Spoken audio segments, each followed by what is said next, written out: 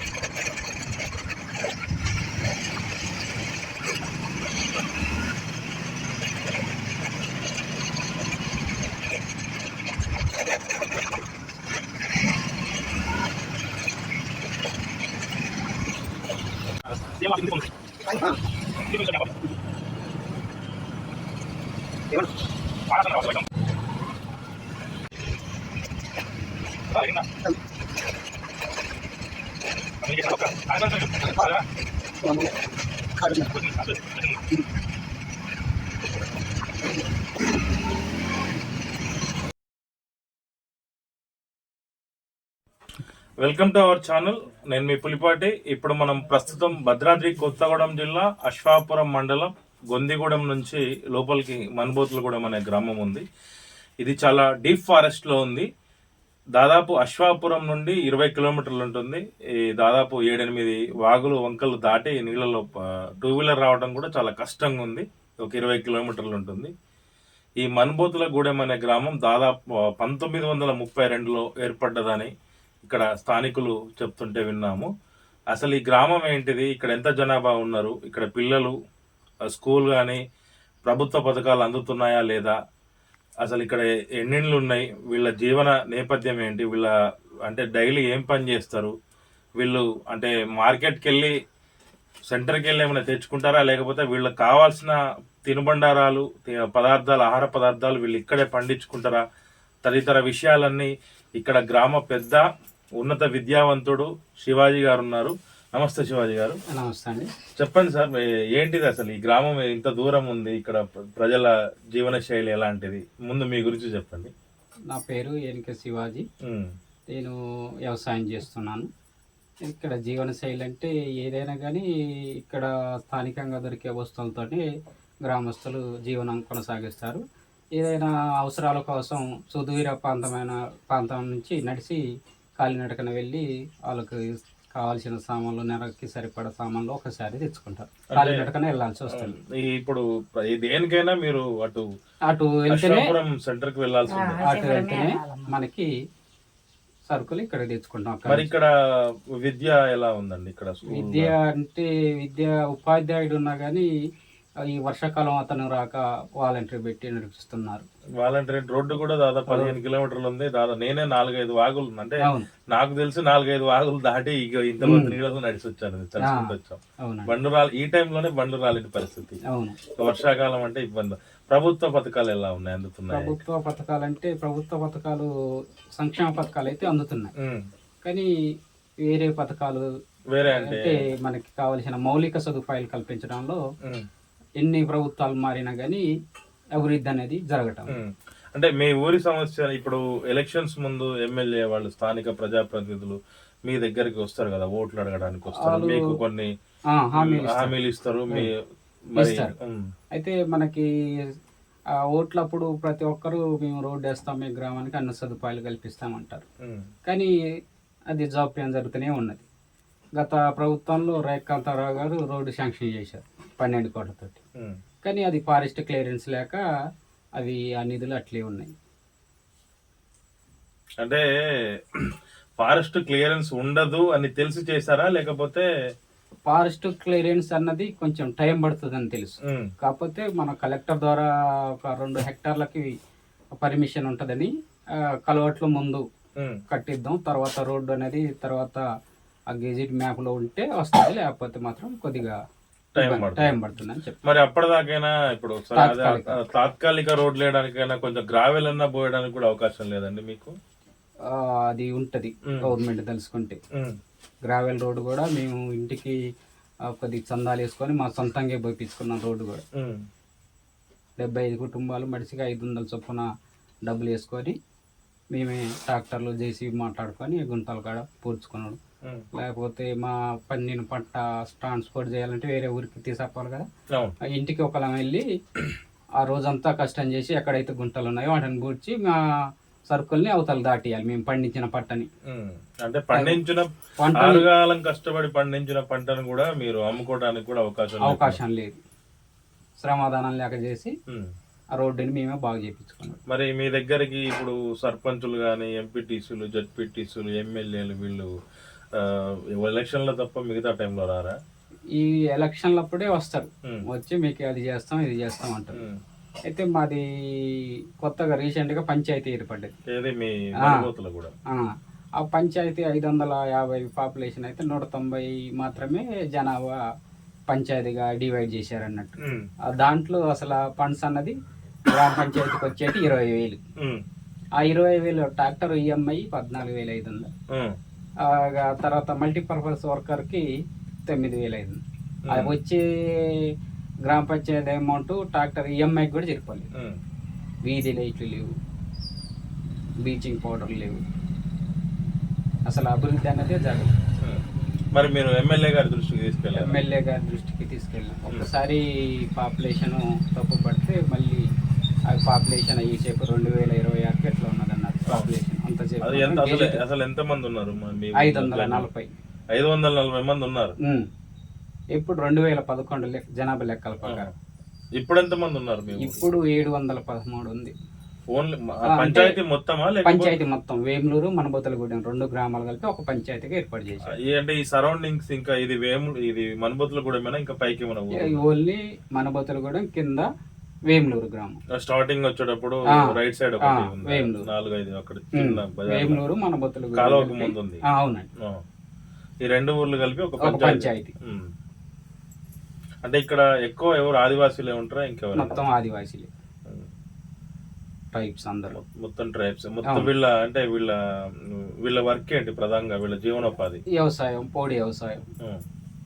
మరి పోడు పట్టాలు వచ్చినాయి? పోడు పట్టాలు మనకి వచ్చినాయి. పోడు పట్టాలు వచ్చినాయి, వాటికి రైతు బంధు వచ్చింది, కొందరికి రుణమాఫీ కూడా అయింది.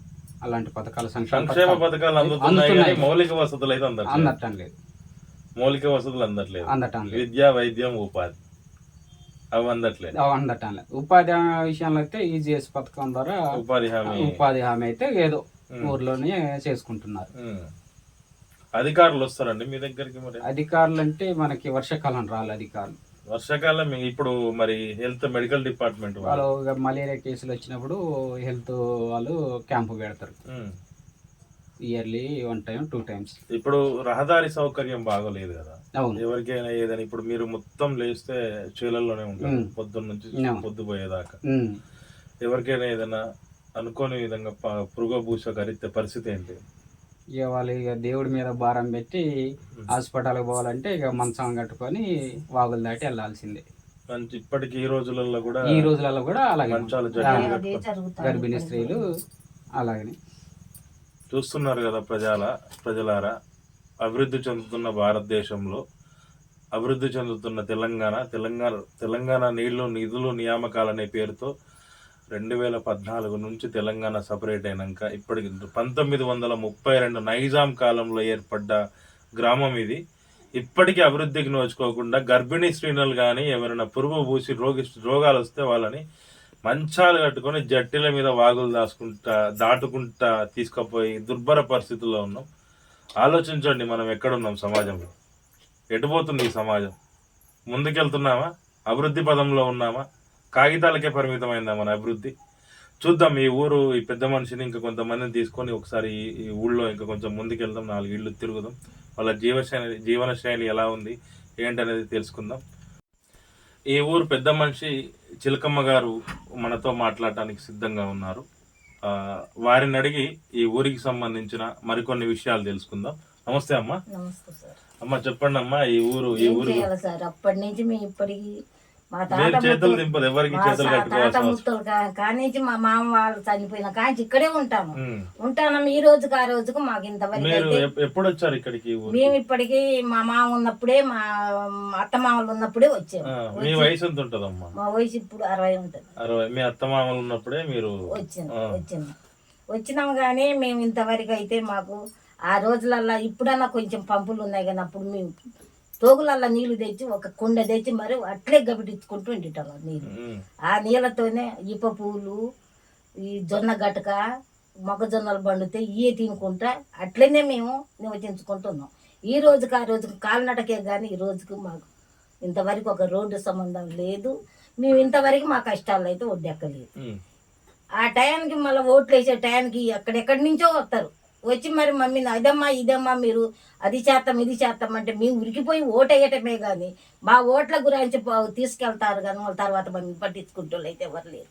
అంటే ఓట్ల కోసమే వస్తారు. ఆ తర్వాత ఎవరు రారు. మా వచ్చి మీ కష్టాలు ఏందమ్మా అని అడిగిన వాళ్ళే లేరు. అప్పటికిప్పటికి మాకు అయ్యే కష్టాలు ఉన్నాయి. అదే కష్టంతోనే ఇప్పటికి అట్లే బతుకుతాను. మాకైతే ఇంతవరకు అయితే ఏ గవర్నమెంట్ కూడా మాకు సాయం చేయలేదు. మరి మా బాధలు ఎట్లున్నాయి మరి ఇప్పుడు మమ్మీని ఏం చేయగలుగుతారు, ఇంకా ఏం చేద్దాం, మా కష్టాలు ఎట్లే ఉంటాయని మేము ఇప్పటికీ కాలినడకతోనే పోతాం. బడి వంట వండుతా వాళ్ళు ఇచ్చే 1000 రూపాయలు 2000 జీతానికి పోయి మరి నెత్తి మీద వేసుకొని సామాను గుడ్లు మోసుకొచ్చి వాళ్ళకి పెట్టవలసి వస్తుంది. ఎక్కడి నుంచి తెస్తారమ్మా? అశపురం నుంచే తెస్తాం. 20 కిలోమీటర్లు. 20 కిలోమీటర్లు ఆటోలో తీసుకొచ్చి ఏడన్నా పిల్లలు ఉంటే మా మనమల్లు ఉంటే మా మనమల్లు చదువుకొని అటు ఇటు పోయి ఉన్నారు. ఆ మనమల్లని పోయి వాళ్ళ బతులాడి తెచ్చిన ఆయన కాస్త దించండి అంటే దించిపోతారు. బియ్యం వచ్చినాయి అంటే ఆ సార్లు తేవాలన్నా ఇబ్బంది అవుతుంది. ఆ సార్లు కూడా వినటం లేరు. ఇంకా మేము ఆ బియ్యం మేమే కష్టపడి తెచ్చి ఆ పిల్లలకు బడి వంట వండి పెట్టే కష్టాలు ఉన్నాయి మాకు. ఈ కష్టాలు తప్పించి మాకు రెండో కష్టం అయితే ఏమీ లేదు. అంటే మీకు ఏమేం కావాలి అసలు మీ గ్రామానికి? ఇప్పుడు ఏమేం కావాలా? మాకు ఒక్క రోడ్డు సదుపాయం వస్తే, అది ఒక్కటి వస్తే మాకు ఏమో చచ్చిపోతే కన్నా మేము ఏదైనా తినగలుగుకుంటాను, బతుకుతాము. మాకు వరి పంట లేదు, సరైన కరెంటు లేదు, లేక మాకు అసలు ఒడ్లు పండేటట్టు లేదు. అదే జొన్న గట్టకన్నా తిని బతుకుదామన్నా దారి ఒకటి కావాలని మేము అప్పటి నుంచి ఇప్పటికి అదే కోరుకుంటాను. మేము ఎల్లురగడ్డలు తవ్వుతాం, తెచ్చి తింటాం, ఇట్లా ఆ గడ్డలతోనన్నా బతికినాం కానీ సారు ఈ రోజుకి ఆ కష్టాలు పోలేదు. ఏమో తెలంగాణ వచ్చినప్పుడు మాకు కొద్దిగా రోడ్డు సాయం చేస్తారేమనే రోడ్డు గురించి అప్పుడు కూడా మా అబ్బాయిని మేము సర్పంచ్ని నిలబెట్టినాం. మా శివాజీని బట్టి తిరిగినాం, పోరాటం చేసినా కూడా మాకు ఏది రాకుండా అయిపోయింది. మా కష్టాలు అయితే ఇన్ని ఉన్నాయి. మరి మమ్మల్ని ఏం చేయగలుగుతారో మరి ఆ గవర్నమెంట్ ఏం చేస్తారో. పోయి కలెక్టర్ కాడికి పోవాలన్నా పోతాను, పోయి కలెక్టర్ కాడికి ఆ దరఖాస్తులు ఇచ్చి వచ్చినా కూడా మమ్మల్ని పట్టించుకుంటుళ్ళు అయితే ఎవరు లేరు. మరి ఏం చేయాలి? 2 సార్లు 3 సార్లు అబ్బాయిని పట్టుకొని కూడా నేను కలెక్టర్ కాడికి 8 సార్లు పోయినా నేనే లోనకి పోయి ఆ పోలీసులు వచ్చి కాపలుండి మరి నన్ను లోనకు దోసకపోయినా కూడా నేను 2 సార్లు పోయి వారు కూడా దరఖాస్తులు ఇచ్చి వచ్చిన. అట్లా కూడా మా ఊరిని పట్టించుకుంటూ అయితే లేరు. మరి మా కష్టాలు ఎట్లా తీరుతాయో మరి. ఇప్పటికి అయ్యే కష్టాలు ఉన్నాయి, అప్పటికి అయ్యే కష్టాలు ఉన్నాయి. ఒక దారి వస్తే ఆ దారి గురాయించన్న మా పిల్లలన్నా ఇంటికి వచ్చి ఉండరు. ఒక్కొక్క పిల్లగాడు ఆ డిగ్రీ బీడీ చదివి ఉన్నారు. ఉండే ఏం ఫలితం, మేము ఇక్కడ ఉండలేము, మేము తిరగలేమమ్మా, మేము పోయి మరి ఎక్కడన్నా పని చేసాను బతుకుతామని పిల్లలు అయితే పరారై ఉన్నారు. ఇంకా దారి లేక ఆ బండ్లు కొనుక్కున్నారు, చిన్న చిన్న బండ్లు, బుడ్డ బుడ్డ బండ్లు కొనుక్కొని అనే ఫలితం వర్షం వస్తే బండి రాదు.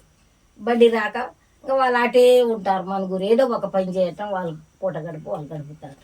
అట్లా ఉన్నాయి బాధలు. ఆ మనమల్ని మేము ఎప్పుడైనా కష్టం వచ్చినప్పుడు ఫోన్ చేస్తే ఆ బురదలు మీ గట్ట రావాలని వాళ్ళు బండి మీద తిడుతూ ఉంటారు. వచ్చి కాసేపు తీసుకుపోవటం, పెద్ద వాగు వచ్చినా, వరద వచ్చినా, వర్షం వచ్చినా వచ్చి మరి ఆ వరదల మీద కన్నా తీసుకుపోయి ఆ డాక్టర్ కాడ పెట్టి ఇండిసాలు చేపించి నయాలు చేపించి పంపుతారు. ఆ కష్టాలు ఉన్నాయి నాయన మాకు. మరి ఇప్పుడు ఎవరికైనా ఇప్పుడు ఆరోగ్యపరంగా కానీ ఏదైనా ప్రాబ్లం అయితే ఇస్తామా మరి సమస్య మీకు ఏం చేయాలి సార్? నైట్ అంటే ఇప్పుడు బండి మీద ఒక్కరు రావడానికే ఇబ్బంది పడుతుంటారు. అట్లే అవుతుంది. ఆటోలు ఏమైనా వస్తాయమ్మా లోపల? ఆటోలు ఏమీ రావు. ఇంకేదన్నా సడన్లో నీ నైట్ ఏదన్నా జరిగిందంటే ఈ పిల్లల్ని మా సర్పంచ్ నీళ్ళంతా పట్టుకొని నైట్ అంటే నైటే మంచం కట్టుకోవటము, లేకపోతే పాడే కట్టినట్టు కట్టి మోసుకొనుకోవటము, ఈ పరిస్థితి జరుగుతుంది. ఎప్పటికప్పుడు నడవలేని పరిస్థితి అయినప్పుడు మంచం మీద పాయ కట్టినట్టు కట్టి మోసుకొని అయితే పోతాను. ఆ పరిస్థితి బాగా జరుగుతుంది. ఆ బాధలు అయితే మాకు బాగున్నాయి సారు. ఆ బాధలు అయితే మాకు మట్టుగా ఆ కష్టాలు ఎక్కువ జరుగుతాయి. అట్లానే ఎన్నోసార్లు కలెక్టర్ కాడికి పోవటం, ఆడిపోవటం, ఇడిపోవటం చేసి తీసుకుబుట్టి మేము కూడా ఇంకా మన గురించి ఎవరు పట్టించుకోరు. ఎందుకు లేని మేము కాముకుంటాను. ఇక ఏం చేయాలా? తిరిగి ఎన్నిసార్లు తిరిగినాం. అప్పుడు తెలంగాణ రాకుండా ముందు తిరిగినాం, తర్వాత తెలంగాణ వచ్చినాక కూడా తిరిగినాం. రేగ కాంతారా వచ్చినాక మా ఊరికి వస్తే ఒక దేవుడు ఆయన వచ్చిండు, మాకు రోడ్డు వస్తుందట, ఎంత సంతోషం పడ్డాము. ఆ సంతోషం కూడా లేకుండా ఎమ్మటే ఓట్లు వచ్చి అది కూడా మూసేసినట్టు అయిపోయి మాకు ఇప్పుడు వచ్చే రోడ్డు కూడా ఆగిపోయింది. మరి ఇప్పుడున్న ఎమ్మెల్యేని కలిసిండ్రమ్మా? ఇప్పుడున్న ఎమ్మెల్యే మేము పోలేదు, ఇంకా కలవలేదు. మరి వెళ్ళకపోయారు ఒకసారి? మరి ఆ ఎమ్మెల్యే ఎన్నిసార్లు పోయినా మాకెళ్ళి సరిగా చూడరు, మాట్లాడరు, మాకు ఏమి అభివృద్ధి చెప్పరు. అప్పుడు రేఖా కాంతారావు ఉన్నాడంటే మాకు కొద్దిగా మా దాంట్లో కలిసేది, మాతో ఖుషిగా మాట్లాడేది, నవ్వుకుంటా దుల్లుకుంటా ఉండి మాకు అన్ని ఆయన పెట్టకున్నా మాకు సంతోషం మాటలు చెప్పేది. అది ఒక్కటి మాకు సంతోషం జరిగింది. మా ఊరికి ఎన్నోసార్లు వచ్చిపోయింది. కానీ వెంకటేశ్వర్లు అయితే ఇంతవరకు అయితే రాలేదు. మాకు ఒక కలిసి మరి మాతోనే మీ బాధలు ఏందమ్మా, మీకు ఏదైనా సాయం చేస్తామన్న మాట అయితే ఇంతవరకు అయితే మాకు రాలేదు. ఆ బాధలు అవుతున్నాయి. మీ ఆ ఎమ్మెల్యే కాడికి మాకు ఈ రోడ్డే మూసేసినట్టు అయిపోయింది. ఇంకా ఎమ్మెల్యే కాడికి పోయినా ఒకటే, పోకుండా ఒకటే నిరసింత పెట్టి మేము కాముకుంటాను. మరి ఎట్లమ్మా? ఇట్లనే ఉంటుందా? మరి ఏం చేయాలి సార్? ఎన్నిసార్లు దరఖాస్తులు పట్టుకొని తిరిగే మేము ఈ రకంగా అయిపోయింది. ఇంకా అయిపోయినాక ఇంకా మళ్ళీ ఎవరి కాళ్ళు పట్టుకోవాలా, ఏ దేవుడు కాళ్ళు పడితే పని అయింది అని ఇంకా మేము ఒకటే నిరసింత తీసుకొని కాముకుంటాను. ఏదన్నా అవకాశం దొరికితే మా సర్పంచ్ని బట్టి మరి మేము చాలాసార్లు అట్లా బాధపడ్డాం, తిరిగి కూడా మేము అట్లా ఏసారి ఉన్నాం. ఇంకా అట్టప్పుడు ఇంకా మేము ఎందుకు లేని ఇంకా ఇప్పుడైతే ఇంకేటు వెళ్ళటానికి అవకాశం లేకుంటున్నాం. చూస్తున్నారుగా ప్రజలారా, బంగారు తెలంగాణ వస్తే వీళ్ళ బతుకులు మారుతాయి అని చెప్పి ఆశించిండ్రు. తెలంగాణ రాకముందు అంతే ఉంది, తెలంగాణ వచ్చినాక కూడా అంతే ఉంది. కనీసం తార్ రోడ్డు వేయకపోయినా ఎక్కడ తెలంగాణలో గుట్టలు మాయమవుతున్నాయి, ప్రతిదీ భూములు మాయమైపోతున్నాయి. కనీసం గ్రావెల్ జేసీబీ పెట్టి గ్రావెల్ వేయించి వాహనాలు కొంచెం ఒక అంబులెన్స్ తిరిగేంత దారైనా వేస్తే మా బతుకులు మారుతాయి. మా పిల్లలు చదువుకొని పట్టణాల్లో ఉంటున్నారు. వాళ్ళు ఇక్కడికి మా దగ్గరికి రావడానికి చాలా ఇబ్బంది పడుతున్నారు. వాళ్ళు బండి 2 వీలర్ రావడానికి కూడా అసలు అవకాశం లేదు. నేనే చాలా ఇబ్బందులు పడుకుంటూ వచ్చిన. వీళ్ళ ఈ చిలకమ్మ చెప్పిన తన బాధ చెప్తా ఉంటే నాకే బాధేస్తుంది. ఇంకా మీకు చూసే వాళ్ళకి మీకెలాగా ఉంటుందో అర్థం చేసుకోవచ్చు. ప్రజలారా, ఇప్పటికైనా ఆలోచించి సరైన నాయకుడిని ఎన్నుకోండి. ఇలాంటి ఇంతవరకు ఈ గ్రామానికి గెలిచినాక ఒక్కసారి కూడా ఈ 9-10 నెలల కాలంలో పినపాక ఎమ్మెల్యే పాయం వెంకటేశ్వర్లు ఒక్కసారి కూడా ఇక్కడికి విజిట్ చేయలేదని చెప్పేసి మనకి ఇక్కడ గ్రామస్తుల ద్వారా తెలుస్తుంది. అయ్యా ఎమ్మెల్యే గారు, ఈ వీడియో కనుక మీ దృష్టికి వస్తే దయచేసి ఈ గ్రామానికి సంబంధించిన సమస్యలు పరిష్కరించాలని చెప్పేసి మా ఛానల్ ద్వారా కోరుకుంటున్నాను. పాదయాత్ర లేకపోయి మనకి ఏదన్నా ఒక నిర్ణయం వేసేపు వెనక జరగవద్దు అనుకుంటాను. కొద్దిగా పనులు ఉన్నాయి, పత్తిలు అవి వ్యవసాయం అయిపోతే ఇక పిల్ల జల్ల మొత్తం రోడ్డు ఎక్కితేనే మన సమస్య. మొబైల్ లేటేవా చీకట్లో ఈ గ్రామంలో ప్రయాణిస్తున్నాం. వీధి లైట్లు కూడా లేవు ఇక్కడ. ఈ ఊరి పెద్ద మనుషులు ఇక్కడ చిలకమ్మ గారు, శివాజీ గారు మనతో పాటు వస్తున్నారు. ఇక్కడ ఎదురుగా చిన్న వాగు ఒకటి ఉంది. ఈ ఊళ్ళో పరిస్థితి ఇది. ఊరి చివర కాదు, ఊరి మధ్యలో కాదు. ఇది దారి ఇలా ఉంది చూడండి. దారి ఇలాగ ఉంది కానీ ఇక్కడ అమ్మ ఈ రాళ్లలో పడి ఈ నైట్ టైంలో ఈ ఊళ్ళో ఎటు వెళ్ళాలి సార్?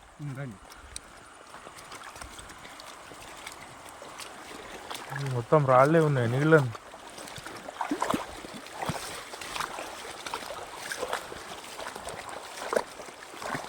ఈ నడవడానికి కూడా ఆస్కారం లేదు. పేషెంట్ని ఎట్లా తీసుకెళ్తారు సార్ దీంట్లో ఏమైనా అయితే?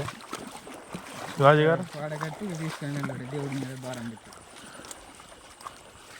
అట్లాంటి సంఘటనలు ఏమైనా జరిగినాయండి? జరిగినాయండి.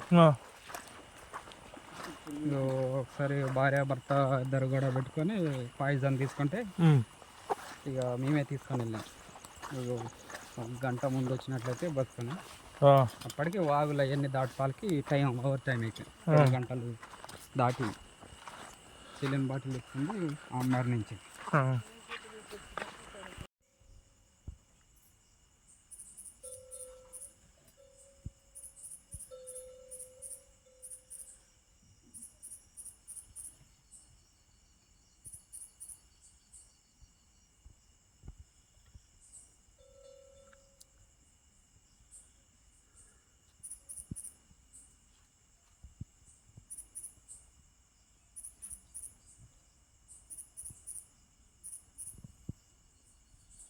ఆరు వాగులు 13 వర్రెలు దాటి 20 కిలోమీటర్ల ప్రయాణం చేసి ఈ ఊరికి చేరుకున్నాం. ఈ వీడియో ఇప్పుడు ఎందుకు తీయాల్సి వచ్చింది అని అంటే, ఈ ఊరు ఏర్పడి దాదాపు 1932లో ఈ ఊరు ఏర్పడ్డది. నైజాం కాలంలో ఏర్పడ్డది. అప్పటి నుంచి ఈ ఊరు అభివృద్ధికి నోచుకోలేదు. ప్రభుత్వ సంక్షేమ పథకాలు అయితే అందుతున్నాయని గ్రామస్తులు చెప్పారు, కానీ మౌలిక వసతులు అందట్లేదు వీళ్ళకి. కానీ విద్య, వైద్యం, ఉపాధి ఈ రోడ్డుకి ఎండాకాలము అంటే ఎండ ఉన్నప్పుడు రావడానికి దాదాపు 13 వాగులలో ఎప్పుడు నీళ్లు, 6 వాగులలో ఎప్పుడు నీళ్లు పారుతూనే ఉన్నాయి. కనీసం చిన్న చిన్న కల్వర్ట్లు కూడా లేవు దీనికి. గతంలో బీఆర్ఎస్ ప్రభుత్వం ఉన్నప్పుడు రేగాకాంతారావు, పినపాక నియోజకవర్గ మాజీ శాసనసభ్యులు రేగాకాంతారావు 12 కోట్లు పెట్టి ఈ ఊరికి రహదారి కోసమని బడ్జెట్ కేటాయించారు. తదనంతరం కాంగ్రెస్ గవర్నమెంట్ వచ్చింది. ఇప్పుడు 10 నెలలు అవుతుంది గవర్నమెంట్ వచ్చి. అయినా కానీ పనులేమి ముందుకు జరగలేదు. ఇక్కడ దాదాపు ఈ మనుబోతులగూడెం పక్కన ఏంటండి ఆ ఊరు పేరు? వేములూరు. 2 కలిపి ఇక్కడ ఒక పంచాయతీ చేసిండ్రు. 500 అప్పుడు ఉన్న 550 జనాలో 190 అని పట్టడం వల్ల వీళ్ళ ఊరికి రావాల్సిన బడ్జెట్ కూడా రావట్లేదు. 20,000 రూపాయల బడ్జెట్ శాంక్షన్ ప్రతి నెల ఇక్కడ పంచాయతీకి వస్తుంది. ట్రాక్టర్ ఈఎంఐ 14,000 పోతుంది. ఆ మెయింటెనెన్స్ అని జీతాలు అని చెప్పేసి వీళ్ళకి వచ్చే బడ్జెట్ కంటే ఎక్కువ డబ్బులు ఖర్చు అవుతున్నాయి వీళ్ళకి. ఇక్కడ సెక్రటరీ గారు కూడా ఏం చేయలేని పరిస్థితి. బడ్జెట్ లేని పంచాయతీకి నిధులు ఎక్కడి నుంచి వస్తాయి? ఇంకొకటి ఏంటంటే, అసలు మనము ఇప్పుడు ఊర్లో కూడా ఒక వాగు పారుతా ఉంది. అది చాలా లోతులో ఉంది. పక్క నుంచి మనం ఏదో వచ్చేసినాం పైకి. ఆ ఊరికి, ఆ గ్రామానికి, ఈ గ్రామానికి కూడా మధ్యలో చిన్న వాగు ఉంది. వీధి లైట్లు కూడా ఏమి లేవు. ఇప్పుడు చీకట్లో సింగిల్ ఫేజ్ కరెంట్ అయితే ఇక మరి ఏ మహానుభావుడు పుణ్యం కట్టుకున్నాడో ఈ ఊరికి కరెంటు మాత్రం వచ్చింది. ఇక్కడ మిగతా సౌకర్యాలు ఏమీ లేవు. గతంలో ఒక కుటుంబంలో భార్యాభర్తలు గొడవ పడి ఏదో మందు తాగితే హాస్పిటల్కి తీసుకెళ్లేసరికి 20 కిలోమీటర్లు ప్రయాణం చేస్తే అశ్వాపురం వస్తుంది. అక్కడ పెద్ద హాస్పిటల్స్ ఏముండవు, చిన్న చిన్న వైద్యాలు చేస్తారు. ప్రభుత్వ ఆసుపత్రి ఉంటుంది, అది కూడా ఒకటే డాక్టర్ ఉంటాడు. అటు భద్రాచలం కానీ ఇటు పక్కన మనుగూరు కానీ వెళ్ళాలి. మళ్ళీ ఇటు మనుగూరు వెళ్ళాలంటే 12 కిలోమీటర్లు, అటు భద్రాచలం వెళ్ళాలంటే 30 కిలోమీటర్లు ప్రయాణం చేయాలి. వీళ్ళకి వైద్యానికి కూడా చాలా నరకయాత్ర అనుభవిస్తూ ఉన్నారు. ఇక్కడ కనీసం 3 చక్రాల బండి వచ్చే పరిస్థితి కూడా లేదు ఈ ఊరు. ఇక్కడ గ్రామస్తులంతా మీరు చూస్తూనే ఉన్నారు. వీళ్ళు పొద్దున్న దాకా వ్యవసాయం, వీళ్ళ జీవనోపాధి వ్యవసాయమే. పొడి భూములు కొట్టుకొని వ్యవసాయం చేసుకుంటా వీళ్ళు వ్యవసాయ ఆధారిత కుటుంబాలు. ఇంకా వీళ్ళు చదువుకున్న పిల్లలైతే ఈ ఊర్లో ఉండలేని పరిస్థితి. ఏదైనా స్కూల్కి వెళ్ళి పొద్దునెళ్ళి సాయంత్రం షాప్ మన బిజినెస్లు చేయాలన్నా మార్నింగ్ వెళ్ళి నైట్ వచ్చే పరిస్థితి లేదు. వాళ్ళు పట్టణాల్లోనే సెటిల్ అయిపోతున్నారు. ఈ ఊరును నమ్ముకొని, ఈ భూముని నమ్ముకొని ఈ ఊరు పెట్టి రాలేక వీళ్ళ బతుకులు చిదిముతున్నాయని అయ్యా చూస్తున్నారు కదా, ఈ గ్రామంలో కనీస సౌకర్యాలు లేవు. మీరు ఈ వీడియో చూసి అధికారులు కానీ ప్రజాప్రతినిధులు కానీ స్పందిస్తారని కోరుకుంటున్నాం. ఇక్కడ గ్రామస్తు మాట్లాడే ఇక్కడ సమస్య మీరు చెప్పండి.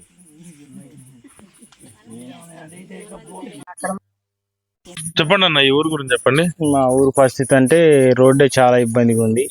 అసలు 108 రాదు, అసలు 3 చక్రాల వాహనాలు ఏమి రావు, చాలా ఇబ్బందులు ఉన్నాయి. ఏదైనా జ్వరం వచ్చినా పోవాలన్నా అసలు బీభత్సమైన పరిస్థితి. మొన్న కొట్టిన నెల రోజుల వర్షానికి అయితే అటు పోయిన వాళ్ళు అటే, ఇటు వచ్చిన వాళ్ళు ఇట్టే. ఏ జ్వరం వచ్చినా ఏది వచ్చినా కానీ అసలు ఇక మా పరిస్థితి అయితే బీభత్సమైన ఇబ్బందులు ఉన్నాయి. ఈ వాగులు దాటలేని పరిస్థితి, ఇంకా జ్వరాలకైతే చెప్పేది కాదు. గర్భిణీ స్త్రీ ఎవరైనా ఉన్నారంటే వాళ్ళు అసలు అటు బయటికి వెళ్ళే పరిస్థితి కూడా లేదు తీసుకొని. ఇక వైద్యానికి వెళ్ళాలంటే అశోకపురం గవర్నమెంట్ హాస్పిటల్కి వెళ్ళే లోపు ఈ మధ్యలోనే ఏదో ఒక ఇబ్బంది అంది. మెయిన్ వాటరు, మళ్ళీ మాకు మిషన్ భగీరథ నీళ్ళు కూడా రావట్లేదు, అవి కూడా రావట్లేదు. మిషన్ భగీరథ నీళ్ళు వాగులో నీళ్ళే మేము తోడుకోవడం కానీ తాగడానికి కూడా చెరుమ తీసుకొని మేము అవి వాడుకుంటాం. ఆ పంపులు కూడా చాలా వరకు పంపులన్నీ పాడైపోయాయి. బోర్ పంపులు ఏమి లేవు. మాకేదో ఇంతకుముందు మామూలు చిన్న సింగిల్ పీస్ మోటార్ ఒకటి ఉంది, అది కూడా పాడైపోయింది. ఇప్పుడు నీళ్ళ కాడ కూడా ఇబ్బందిగా ఉంది. మాకు ఈ రోడ్డు ఇబ్బందిగా ఉంది. మేము వచ్చిపోయేది చాలా ఇబ్బందులు ఉన్నాయి. అదేనండి మా పరిస్థితి. మెయిన్ మాకు రోడ్డు కావాలి. రోడ్డు అనేది మాకు లేదు. అది ఉంటే మాకు ఏదో ఒక విధంగా మేము రావాలన్నా, బయటికి పోయి ఏదైనా చూసుకొని చేసుకొని పనులు ఏమైనా చేయాలన్నా రావాలన్నా ఇబ్బంది లేకుండా ఉంటుంది. మాకు వాటరు, రోడ్డు మెయిన్ అది. ఇన్ని సంవత్సరాలైనా కానీ ఇంతవరకు ప్రతి ఒక్కరు వచ్చి, ప్రతి ఒక్క ఎమ్మెల్యే గారు వచ్చి ఎవరైనా వచ్చి చూసేది, పలానా కలవాట్లు, పలానా కాడ కలవాట్లు పడతాయి, పలానా కాడ సప్తాలు పడతాయి, పలానా కాడ ఇది పడుతుంది, అది పడుతుంది అని లెక్కలు వేసుకొని వచ్చి మా ఊళ్ళో చెప్పడమే తప్ప మాకు చేసింది అయితే ఏమీ లేదు. ప్రతి ఒక్క రాజకీయ నాయకులు ఎవరు వచ్చినా అంతే, వచ్చి మా దగ్గరకు వచ్చి మీ కాడ ఇది పడుతుంది, మీ కాడ అది పడుతుంది అని చెప్పడం. ఇక వాళ్ళ ఏదో వాళ్ళ ఫార్మాలిటీస్ కోసం ఆడ తిరగడం, ఏడ తిరగడం, వాళ్ళ ఇంటికి ఆడిపోవడం, వీళ్ళింటికి ఆడిపోవడం, వీళ్ళ పరిస్థితులు ఇట్టున్నాయని చెప్పడం, వాళ్ళు అనుకోవడమే కానీ మాకు ఏది జరగలేదండి. మా పరిస్థితులు ఇట్లున్నాయి. చూస్తున్నారుగా ప్రజలారా, మాకు ఏది వద్దు, మాకు ఈ ఊరికి ఒక రోడ్డు వస్తే చాలు మాకని గ్రామస్తులు చెప్తున్నారు. అధికారులారా ఇప్పటికైనా స్పందించి ఈ ఊరికి సంబంధించిన కనీస మౌలిక వసతులు ఏర్పాటు చేయాలని గ్రామస్తులంతా కోరుకుంటున్నారు. Thank you.